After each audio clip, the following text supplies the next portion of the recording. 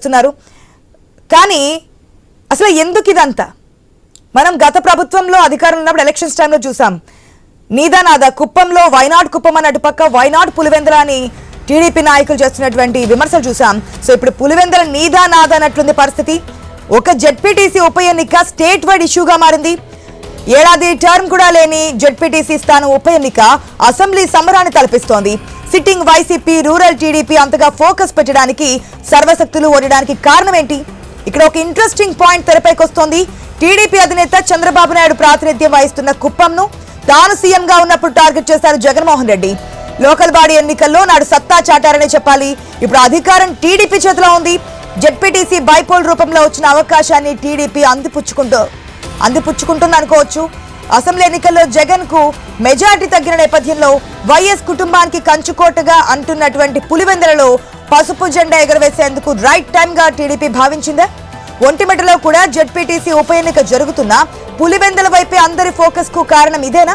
కొడితే ఏనుగు కుంభస్థలాన్ని కొట్టాలంటారు. ఈ విధంగా పార్టీ అధినేతల నియోజకవర్గాలను టార్గెట్ చేసి ప్రత్యర్థిని డిఫెన్స్ లో పడేయడమే అంతిమ లక్ష్యమా? మరి అధికార పార్టీకి కలిసి వస్తున్న అంశాలేంటి?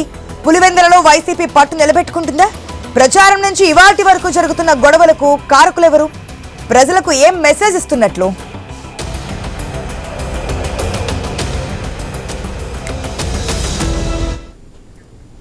మనం చూస్తున్నాం.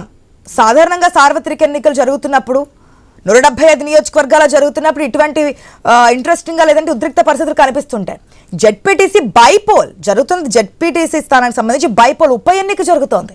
గతంలో ఆ స్థానాన్ని వైసీపీ కైవసం చేసుకుంది. కానీ ఇప్పుడు ఆ సిట్టింగ్ స్థానాన్ని వైసీపీ కైవసం చేసుకుంటుందా, లేదంటే కంచుకోటగా భావిస్తున్నటువంటి పులివెందులలో టీడీపీ జెండా ఎగరవేయబోతుందా అనేదే ఇప్పుడు ఇంట్రెస్టింగ్ పాయింట్ కింద మారింది. అదే ఇన్ని ఘర్షణలకు కూడా కారణం అవుతున్నటువంటి సిచ్యువేషన్.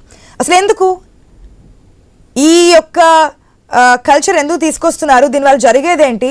ఒక్కొక్క నాయకుడి సొంత నియోజకవర్గం లేదంటే ఆ సొంత నియోజకవర్గం అనుకోవచ్చు, ఏదైతే మా కోట అంటారు చాలామంది. సో అట్లాంటి ప్లేసెస్లో ప్రతిపక్ష పార్టీ అంటే ఆ పార్టీకి ఉన్నటువంటి బలాన్ని తగ్గించడానికి చేసే ప్రయత్నాలు ఇంత ఘర్షణలకి కారణమవుతున్నటువంటి సిచ్యువేషన్ కనిపిస్తుంది. మాట్లాడదాం. మనతో పాటు మోహన్ రెడ్డి గారు ఉన్నారు, వైఎస్ఆర్సీపీ నుంచి. టీడీపీ నుంచి ఉట్ల సురేంద్ర నాయుడు గారు ఉన్నారు. నమస్తే అండి, వెల్కమ్ టు ద డిబేట్. ఫస్ట్గా సురేంద్ర నాయుడు గారు, చాలా పాయింట్సే ఉన్నాయి. ఇంట్లో ఉన్నటువంటి ఉదయమే ఇంకా మనకి పోలింగ్ కూడా స్టార్ట్ కాకముందే అవినాష్ రెడ్డిని తీసుకెళ్లడం, పోలీసులు అక్కడికి రావడం, ఇంటి ముందు ఉన్నాయని ఇంట్లో ఉన్నాయని ఇంటి బయట తీసుకురావడం, ఇంటి బయట నుంచి లాక్కొని వెహికల్లో ఎక్కించి ఇవన్నీ చూస్తున్నాం. ఎందుకు ఇంత ఘర్షణ వాతావరణానికి కారణం ఏంటి? ఎందుకు ఆ బైపోల్ ని అంత ప్రతిష్టాత్మకంగా తీసుకుంది టీడీపీ? ఆశయ్ గారు, ముందుగా మీకు అదేవిధంగా ప్యానల్లో ఉన్న మిత్రుడు మోహన్ రెడ్డి గారికి అదేవిధంగా ఐన్యూస్ వీక్షిస్తున్నటువంటి ప్రేక్షకులకు కూడా నమస్కారాలు తెలియజేసుకుంటూ, ఇప్పుడు మనము యాక్చువల్లీ అక్కడ టోటల్ ఓటర్స్ ఉండేది వచ్చి 10,600 మంది. 10,600 మంది ఓటర్స్ ఉంటే 10,600 మందిని ఓటు వేసుకునేదానికి అంటే ప్రశాంతమైన వాతావరణంలో ఎన్నిక జరగాలి, ప్రశాంత వాతావరణంలో వాళ్ళు ఓటు వేసుకోవాలని చెప్పి ఈరోజు కూటమి ప్రభుత్వం 1,400 మంది పోలీస్ యంత్రాంగాన్ని అక్కడ పెట్టిందంటే దాన్ని బట్టి మీరు అర్థం చేసుకోవాలి.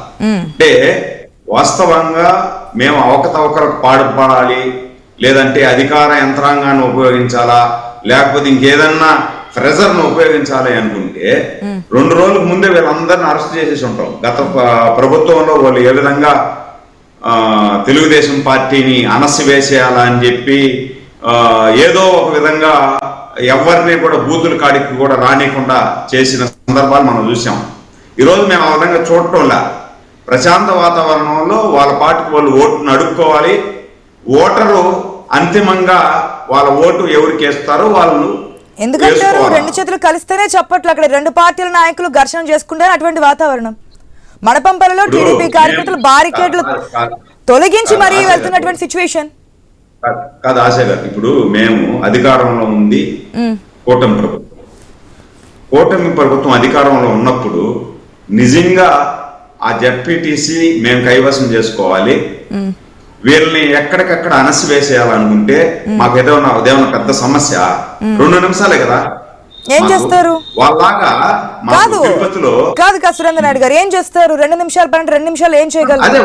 మీ చేతిలో ఉన్నది కాదు కదా, ప్రజల తీర్పు కదా. ప్రజలు ఓట్లు వేస్తేనే కదా. ఇప్పుడు వాళ్ళు ఆరోపిస్తుంది ఏం ఆరోపిస్తున్నారు? తెలుగుదేశం పార్టీ అధికార యంత్రాంగాన్ని అడ్డం పెట్టుకుని దుర్వినియోగం పరుస్తున్నారు, ఎక్కడికెక్కడ మా వాళ్ళని అరెస్ట్ చేస్తున్నారు, ఎవరిని కూడా ఓటు వేసేదానికి రానివ్వటం లేదు అని చెప్పి వాళ్ళు ఆరోపిస్తున్నారు. ఆ విధంగా మేము కామెంట్ చేశారు, ఎలక్షన్ కమిషన్ ప్లస్ పోలీసులు ప్లస్ ప్రభుత్వం, నారా లోకేష్, చంద్రబాబు వీరంతా కలిసినప్పుడు మేము ఏం చేయగలము అని చెప్పి ఆయన ఇంతకుముందు మీడియాతో మాట్లాడుతున్నప్పుడు అడ్రస్ చేశారు. అదే నేను కూడా అదే మనం చెప్పేది. మేము అంటే వాళ్ళ ధైర్యం ఏమంటే వీళ్ళు మామూలుగా ప్రభుత్వం ఇది, ప్రజల కోసం మాత్రం పనిచేస్తారు, పారదర్శకంగా పనిచేస్తారు అనేది వాళ్ళకి తెలుసు. కానీ పైన మాత్రం మసిగొట్టేసేసి ముఖాన్ని దురుచుకోమంటారు. ఆ విధంగా వాళ్ళకి తెలుసు కాబట్టి చంద్రబాబు నాయుడు గారు ఎక్కడ కూడా అవినీతిని ప్రోత్సహించడు. ఈ విధంగా ఒక పాయింట్ క్లియర్ గా చెప్పండి సురేంద్ర నాయుడు గారు, జెడ్పీటీసీ బైపోల్ ని ఇంత ప్రతిష్టాత్మకంగా తీసుకోవడానికి కారణం ఏంటి? స్ట్రైట్ గా అసలు ఏంటి కారణం? ఇప్పుడు స్ట్రైట్ క్వశ్చన్ సార్, స్ట్రైట్ గా సమాధానం చెప్తాను.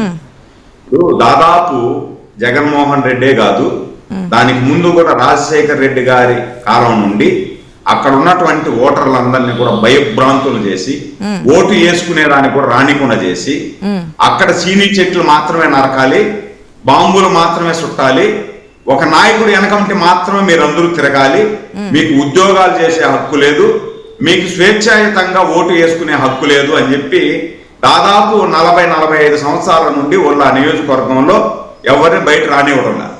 ఈరోజు స్వతంత్ర పోరాటంలో స్వతంత్రం వచ్చిన తర్వాత ఏ విధంగా అయితే ప్రశాంత వాతావరణంలో ప్రశాంత వాయువులు పీల్చారో ఆ విధంగా కుప్పం ప్రజల్ని స్వతంత్రంగా వాళ్ళ ఓటు హక్కు, అంటే ఓటు అనేది ఇలా ఉంటది, మన ఓటు హక్కు, మనం పోయి ఈ విధంగా ఓటు వేసుకోవచ్చు అనేది మేము చూపించడం. ఆన్సర్ చెప్పండి. మోహన్ రెడ్డి గారు కూడా డిబేట్ లో ఉన్నారు కాబట్టి, ఒకవేళ ఇంత ప్రశాంత వాతావరణంలో ఎప్పుడూ జరిగినటువంటి పులివెందుల ఎలక్షన్ నిర్వహిస్తున్నారు కదా, ఎందుకంటే అధికారంలో ఉంది కూటమి ప్రభుత్వమే కాబట్టి 1400 మంది పోలీసులను పెట్టి ఎక్కడికక్కడ ఎటువంటి ఘటన చిన్నా చితగా జరిగినా ఓటరు పోలింగ్ కేంద్రాల వద్దకు వెళ్లి ఓటు వేసే విధంగా అవకాశం కల్పించారు. ఈ 10,600 మంది ఓటర్లలో మెజారిటీ వైసీపీకి వచ్చింది అనుకోండి, ఇన్ కేస్ వస్తే మెజారిటీ వైసీపీకి వస్తే వైసీపీ గెలిచినట్టు అందరూ భావించాలా. దాంతో పాటు అక్కడ ఏదైతే పులివెందులలో ఎప్పుడు కూడా వాళ్ళకే మెజారిటీ ఉంది, వాళ్ళనే ప్రజలు ఆదరిస్తున్నారు అని అనుకుంటాం ఎవరైనా కూడా. సో కుప్పంలో వైసీపీ గెలిచిన విధంగా పులివెందులలో టీడీపీ ఇన్ కేస్ 14వ తేదీన మనకి రేపు లేదు ఎల్లుండి అంత క్లారిటీ వస్తుంది. మేడం దానికి కుప్పానికి పులివెందులకి చాలా డిఫరెన్స్ ఉంది. కుప్పంలో వాళ్ళు చేసిన ఎన్నికలు ఈ విధంగా చేశారు, అంటే బయట రానికుండా ఓటర్ ఇప్పుడు కూడా అటువంటి సిచ్యువేషన్స్ చూపించమంటారా? మేము అలా కాదు కదా, స్క్రీన్ లో చూస్తున్నారు. మా ఎమ్మెల్సీని అరెస్ట్ చేశారు కదా, మీ ఎమ్మెల్సీని అరెస్ట్ చేశారని ఒకటే కనిపిస్తుంది, వైసీపీ నాయకులను కూడా అరెస్ట్ చేశారుగా, ఎంపీని కూడా అరెస్ట్ చేశారుగా. ఒక నిమిషం సురేంద్ర నాయుడు గారు. మోహన్ రెడ్డి గారు నమస్తే అండి. ఎవరికైనా ఒకే సెకండ్, ఎవరికైనా రాజ్యాంగం అనేది సమానం అనేది చూపించాం. మా ఎమ్మెల్సీ రోడ్డు మీద వస్తే మా ఎమ్మెల్సీని అరెస్ట్ చేశాం, ఎంపీ రోడ్డు మీదకి వస్తే ఎంపీని అరెస్ట్ చేశాం. ఒక నిమిషం సురేంద్ర నాయుడు గారు. ఎస్ మోహన్ రెడ్డి గారు నమస్తే అండి. నమస్కారం ఆశా గారు, మీకు సురేంద్ర గారికి చూస్తున్న వీక్షకులకు అందరికీ నమస్కారం అండి. పులివెందుల అంటే వైసీపీకి అడ్డా, పులివెందులలో వైసీపీని పక్కన పెట్టి వేరే పార్టీలు గెలిచే ప్రసక్తే లేదు అని చెప్పి నిన్న కూడా మనం మాట్లాడుకున్నాం. కానీ ఇప్పుడు పరిస్థితులు చూస్తుంటే చాలా ఉద్రిక్త పరిస్థితులు కనిపిస్తున్నాయి. మణపంపల్లి కావచ్చు, కొన్ని ప్లేసెస్లో కావచ్చు. ఇంతకుముందే మనం ఆడుకున్న మాజీ ఎమ్మెల్యే అంజద్ బాషా వీళ్ళందరూ కూడా అనుచరులతో పాటు తోసుకుని వెళ్ళడము, పోలీసులు అడ్డుకుంటున్నా సరే వారిని లెక్క చేయకుండా అనుచరులతో పాటు పోలింగ్ బూత్లకు వెళ్ళడము ఎంతవరకు కరెక్ట్ అంటారు? ఇటువంటి ఘర్షణలు కాకుండా ఉండాలనే కదా అంతమంది పోలీసులతో భద్రత. అక్కడ నమస్కారం అండి, మీకు ప్యానెల్లో పాల్గొన్న పెద్దలకు అందరికీ చూస్తున్న వీక్షకులకు. విషయం ఏంటంటే మడపంపల్లి దగ్గర అక్కడ మన రాంప్రసాద్ రెడ్డి మినిస్టర్ వాళ్ళ అనుచరులు పోయి ఇక్కడ దౌర్జన్యం చేసి రిగ్గింగ్ చేస్తున్నారు. రిగ్గింగ్ చేస్తున్నటువంటి వ్యక్తులకు ఇక్కడ ఫోన్ చేసి అంజద్ బాషా గారికి, రవీంద్ర రెడ్డి గారికి ఫోన్ చేస్తే వాళ్ళు పోయి అడ్డుకోవడానికి పోయినారు తప్ప వాళ్ళు దౌర్జన్యం చేయడానికి పోలేదు. పోతే ఆల్రెడీ వీళ్ళు బూతల్లో గుద్దుకుంటున్నారు. గుద్దుకుంటుంటే దొప్పుకొని పోయినప్పుడు అడ్డం వచ్చి దొప్పుకొని పోయిన మాట వాస్తవం. ఇది మీరు చెప్తున్నది కూడా కరెక్టే. కానీ పులివెందులకు వచ్చేటప్పటికి మా సురేంద్ర గారు ఇంతకుముందు తెలుగుదేశం పార్టీ నాయకులు 2-3 మాట్లాడిచ్చినారు. వాళ్ళు కూడా రకరకాలుగా చెప్పుకుంటూ వచ్చి మాట్లాడుతున్నారు. ఒక్క బూత్కి వచ్చేసి మీరు చెప్పినట్టు 2000 మంది పోలీసులు ఉన్నారు కదా, ఒక్క బూత్కి వచ్చేసి దాదాపు 500 మంది రౌడీలు రౌడీలు పెట్టి తర్వాత పోలీసులను పెట్టి పోలీసుల దగ్గర ఒకవేళ రౌడీల దగ్గర లాఠీలు లేకపోతే పోలీసులు లాఠీలు రౌడీలకు ఇచ్చి దౌర్జన్యంగా గ్రామము తిప్పి రాత్రి తెల్లవార్జులు ఆ గ్రామంలో అక్కడే వాళ్ళు డిన్నర్లు పెట్టుకొని రోడ్ల మీద మందు పెట్టుకొని తాగుతూ ఇంటింటి దగ్గరికి వెళ్ళి మీరు ఇంట్లో నుండి బయటకు వచ్చినారంటే కాళ్ళు చేతులు విరుగుతాయి. పొరపాటున ఒకవేళ కాళ్ళు చేతులు ఇరిగినా పర్వాలేదని బయటకు వచ్చే తర్వాత అక్రమ కేసులు కూడా మీ మీదనే పడతాయి. దీనికి మీరు సిద్ధం పెట్టుకుంటే బయటకు వచ్చి ఓటు వేయండి, లేదంటే ఓటుకు రావకండి. మీ మంచి కోరి మేము చెప్తున్నామని ఓటర్స్ ఈ విధమైనటువంటి దౌర్జన్యం వాళ్ళు చేస్తుంటే వాళ్ళు పోయి అయ్యా పోలీసులు మా మీదకి ఈ విధమైన దౌర్జన్యానికి వస్తున్నారు, రౌడీలు వచ్చినారు, ఈ విధంగా మా మీద దాడి చేస్తున్నారు అని చెప్తే పోలీసులు ఏమంటున్నారంటే పైనుండి ఆర్డర్స్ వచ్చాయండి, మేము ఏమి చేయలేము, దయచేసి మాకు కూడా జగన్మోహన్ రెడ్డి గారు అంటే అభిమానం ఉంది, కానీ మేము బయటకు వచ్చి సపోర్ట్ చేసే మా ఉద్యోగాలు ఉండవు, కాబట్టి మీరు మాకు సహకరించండి, సహకరించకపోతే మీ పైన కేసులు కట్టవలసి వస్తుంది అని చెప్పి అక్కడ పోలీసులు అడ్డుపడితే పోలీసుల దగ్గరికి వెళ్ళి కాళ్ళు పట్టుకుంటున్నారమ్మా. కాళ్ళు పట్టుకొని అయ్యా ప్రజాస్వామ్య దేశంలో ఉన్నాం, 9 గంటలకి పులివెందులలో ఓటింగ్ పర్సెంటేజ్ 30%. ఆశా గారు మీరు అసలు విషయం వినాలా. అక్కడ ఎవరిని పోనీకుండా ఈ రౌడీలు అక్కడ ఉండి ఉదయం స్టార్ట్ అవుతానే రౌడీలు పోయి దగ్గర ఉండి గుద్దుకుంటున్నారు. ఇప్పటికి 40% ఓటింగ్ అయిందంటున్నారు. సురేందర్ గారు అంటున్నారు 2 గంటల్లో అయిపోతుంది. 2 గంటల్లో అయిపోతుంది. 2 గంటల్లోనే 40% ఓటు పడిందంటే వాళ్ళు రౌడీలు ఉన్నారు. రౌడీలు ఉండి రిగ్గింగ్ చేసుకుంటూ అడిగే వాళ్ళు లేరు, అడిగితే కొడుతున్నారు. రాత్రికి రాత్రే ఏజెంట్ల పారాలన్నీ చించేసి ఊళ్ళోకి రానికుండా తరిమి కొట్టారు. ఏజెంట్లను కూడా 100కి 90 మంది ఏజెంట్లు లేరు మా వాళ్ళు, ప్రతి చోట రానికుండా పెట్టారు, బయటకు దూపినారు, కొట్టినారు, కేసులు పెట్టారు, అనేక రకాలుగా చిత్రహింసలు పెట్టి వాళ్ళని పోలింగ్ దగ్గరికి రానికుండా చేస్తే ఓటర్స్ కూడా రాకుండా పోతారనే విధంగా వాళ్ళు చేసినటువంటి భయ ప్రాంతాలకు పులివెందులను అత్తలాకుతలం చేసి పెట్టారు. కాబట్టి ఆ ప్రాంతంలో విపరీతమైనటువంటి అలజడి జరుగుతుంది. అంటే ఎక్కడ బైపోల్ జరిగినా ఈ స్థాయిలో మనకు కనిపించదు. ఘర్షణ వాతావరణం గానీ, ఇంత హైప్ గానీ, లేదంటే ప్రజల్లో స్టేట్ మొత్తం మాట్లాడుకునే సిచ్యువేషన్ ఉంటుంది. అది కూడా ఒక జెడ్పీటీసీ బైపోల్ సంబంధించి ఎందుకు ఇంత పరిస్థితులు కనిపిస్తున్నాయి అనుకోవచ్చు. ఒకవేళ ఇంతకుముందు నేను సురేంద్ర నాయుడు గారిని అడిగిన విధంగానే 14th ఒకవేళ ఫలితాలు మీరు చెప్పిన విధంగా వస్తే, టీడీపీ గెలిస్తే గనక ఏంటి? 10,661 ఓటు ఉంది ఇక్కడ. 10,661 ఓటుతో పాటు 1 సంవత్సరం టైం ఉంది, అంతకు తప్ప ఏం లేదు. కానీ మామూలుగా మేము గెలిచినాము, మా క్యాండిడేట్ చనిపోయినటువంటి క్యాండిడేట్ కొడుకు ఎక్కడ లండన్ లోనో కెనడాలోనో ఉద్యోగం చేసుకున్నటువంటి వ్యక్తి వచ్చి అక్కడ పోటీ చేసినాడు. ఆ పోటీ చేస్తున్నటువంటి వ్యక్తి ఖచ్చితంగా గెలుస్తాడనేది ప్రజల్లో ఉన్నటువంటి నానుడిది. అక్కడ ఆల్రెడీ గెలిచినటువంటిది కాబట్టి, చనిపోయినటువంటిది కాబట్టి ఖచ్చితంగా గెలుస్తారు. అక్కడ వీళ్ళ ఉద్దేశం ఏంటంటే వీళ్లకు ఈవీఎంల మీద గెలిచినామనే టాక్ పూర్తి స్థాయిలో వచ్చింది. అది రాహుల్ గాంధీ గారు అక్కడ ఢిల్లీ లెవెల్లో రైజ్ చేసినారు. ఇది మొత్తం రాష్ట్ర వ్యాప్తంగా పోతే మన పరువు ప్రతిష్టలు లేకుండా పోతాయి. దీన్ని తగ్గించాలి. దీన్ని తగ్గించాలంటే ఏం చేయాలి? ఇక్కడ వైఎస్ఆర్సీపీ నుంచి ఎందుకు మద్దతు ఇవ్వలేదు? ఒక మాట ఇవ్వండి.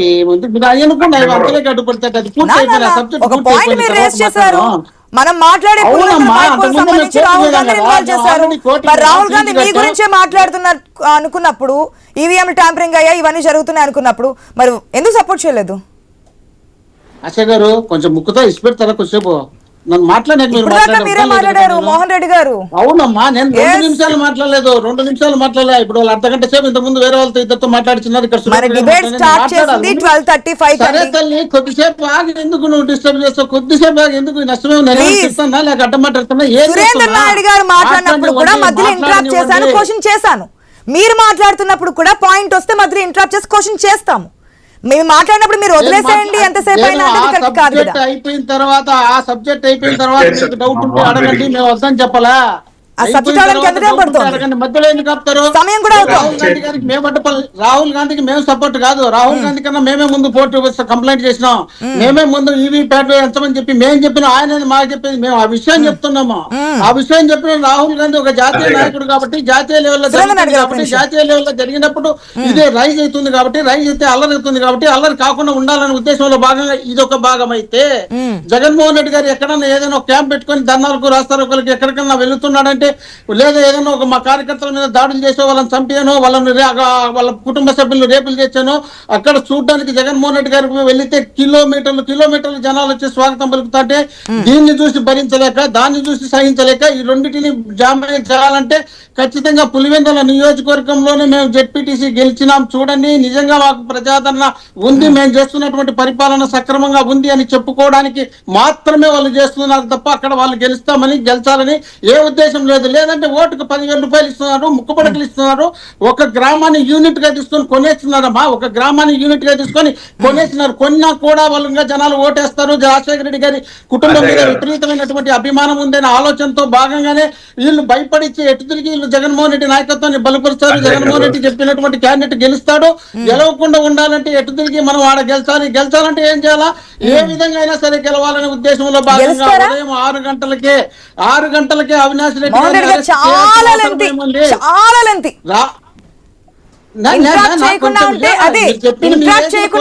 మాట్లాడుతూనే ఉంటారు.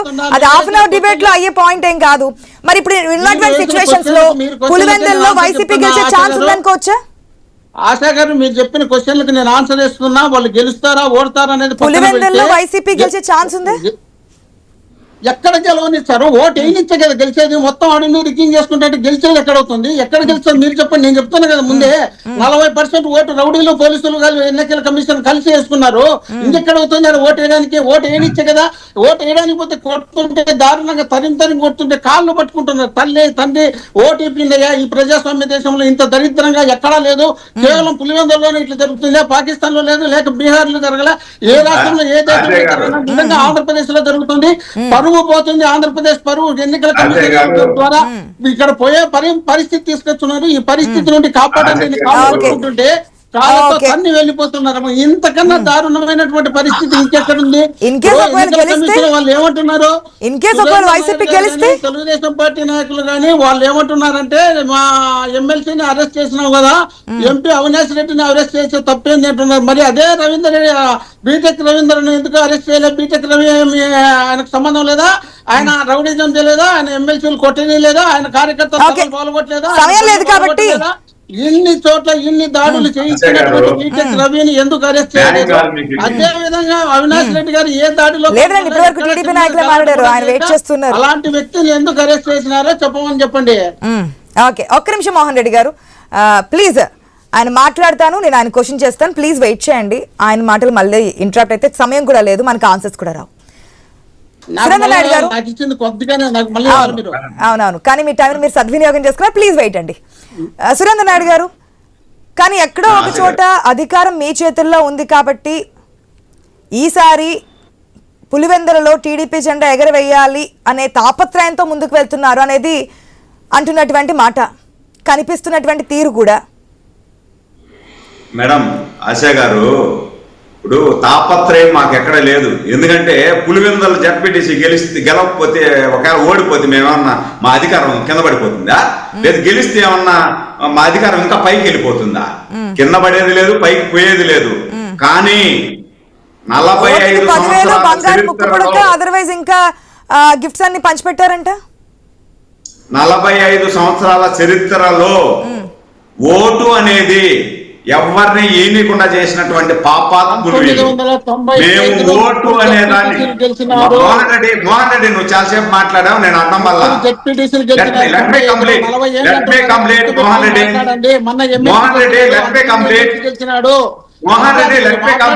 సక్రమంగా మాట్లాడితే మీరు 40 సంవత్సరాలు ఉన్నారు కాబట్టి మోహన్ రెడ్డి గారు మీకు ముందే చెప్పాను, ఎందుకంటే మీ సమయంలో ఆయన ఇంటరాక్ట్ చేయలేదు, సమయం తక్కువగా ఉంది, మీరు ఇంటరాక్ట్ చేస్తే క్వశ్చన్ కి ఆన్సర్ రాదు అనేది.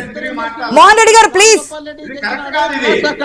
సభ్య సమాజం తలదించుకునే విధంగా ఉండాలి. మీరు ఈ విధంగా అడ్డు తగిలితే ఇప్పుడు మోహన్ రెడ్డి అరగంట మాట్లాడినాడు. కరెక్ట్ మాట్లాడితే నేను మోహన్ రెడ్డి గారు ప్లీజ్. కరెక్ట్ మాట్లాడండి. మోహన్ రెడ్డి గారు మీరు మాట్లాడినప్పుడు అది మీకు కరెక్ట్ అనిపించచ్చు, టీడీపీ నాయకులకు తప్పు అనిపించచ్చు, వాళ్ళు ఇంటరాక్ట్ చేయలేదు కదా, వాళ్ళు ఇంటరాక్ట్ చేయలేదు కదా మీరు మాట్లాడుతున్నప్పుడు. మీ మాటలు కూడా వారికి తప్పుగా అనిపించచ్చు, రాంగ్ అనిపించచ్చు, కానీ వెయిట్ చేస్తున్నారు కదా. ప్లీజ్ అండి సురేంద్రనాయుడు గారు. వెయిట్ చేస్తున్నారు, అడ్డం వస్తున్నారులే, ఆయన అడ్డం రాకుండా వస్తున్నారు. ఓటు అనేది ఓటు అనే దానికి ఇంత పవర్ ఉంటుందా అనేది ఇంతవరకు పులివెందల్లో జనాలకు, సాధారణమైన జనాలకు తెలియలే. ఈ రోజు తెలిపిస్తా ఉంది కూటమి ప్రభుత్వం. ఓటు అనేది మీ ఓటు, మీ ఆయుధం. మీరు ఎంతసేపు వాడనగానే ఈడనగానే తిరిగి, వాడు బాంబులు చుట్టమంటే చుట్టి, ఓడి కత్తితో నరకమంటే నరికి, ఓడి సీనీ సిట్లు నరకమంటే నరికి మీ జీవితాన్ని నాశనం చేసుకోవద్దండి. మీ ఓటును మీరు సొంతంగా ఉపయోగించుకొని మీరు ఎవరికి వేయాలో వాళ్ళకి వేయండి అని. మేము బూతులు క్యాప్చర్ చేసేయాలి, లేకపోతే మేమేదో అక్కడ వీళ్ళ ఊరిని రానికుండా భయభ్రాంతులు చేసి ఓటేసుకునేయాలనుకుంటే మాకేం వీళ్ళు ఒక లెక్కేం కాదు. వీళ్ళలాగా మేము ప్రవర్తించుంటే కుప్పంలో వీళ్ళు ఏ విధంగా ప్రవర్తించారు, తిరుపతి బై ఎలక్షన్ లో వీళ్ళు ఏ విధంగా ప్రవర్తించారు, తిరుపతి కార్పొరేషన్ ఎన్నికల్లో వీళ్ళు ఏ విధంగా ప్రవర్తించారు, ఆ విధంగా మేము ప్రవర్తించారు. అధికార పార్టీకి ఉన్నటువంటి అధికారాన్ని ఉపయోగించుకుని ఈ విధంగా చేస్తున్నారు అనేది చెప్పకనే చెప్తున్నారు. మీరు తలుచుకుంటే ఎంత 2 గంటల్లో ప్రజాస్వామ్యాన్ని కాకుండా ఏ విధంగా అధికారాన్ని చేపట్టగలం అని చెప్పి చెప్పకనే చెప్తున్నారు. సరే చూద్దాం. ఈ రోజు 5 గంటల వరకు ఓటరు తమ ఓటు హక్కును వినియోగించుకునే అవకాశం ఉంది. రేపు లేదు, ఎల్లుండ ఈ టైం కల్లా ఆల్మోస్ట్ మనకి ఏ పార్టీకి ఎన్ని సీట్లు వచ్చాయి, ఏంటి, ఎన్ని ఓట్లు వచ్చాయి అనేది కూడా తెలుసుకునే అవకాశం ఉంటుంది. కాబట్టి ఆ 10,600 ఓట్లలో ఒక క్లారిటీ ఉంటుంది. అప్పుడు ఏది గెలిచింది, ప్రజాస్వామ్యమా లేదంటే దౌర్జన్యమా, ఏ పార్టీకి ఏ విధంగా బలం చేకూర్చారు ప్రజలు అనేది కూడా క్లారిటీ వచ్చే అవకాశం ఉంది. ప్రజలందరూ ఓటు హక్కు వినియోగించుకోండి. ఓటు హక్కు వినియోగించుకోవడానికి ప్రభుత్వం కూడా అన్ని ఏర్పాట్లు చేసింది. ఈరోజు 5 గంటల వరకు కూడా ఓటు హక్కు వినియోగించుకునే అవకాశం ఉంది. కాబట్టి చూద్దాం ఈ ఈవినింగ్ వరకు ఎటువంటి పరిణామాలు జరుగుతాయనేది కూడా మినిట్ టు మినిట్ అప్డేట్ మీకు ఐ న్యూస్లో ఇవ్వడం జరుగుతోంది. ఇది వాటి special drive. Keep watching I news. నమస్తే.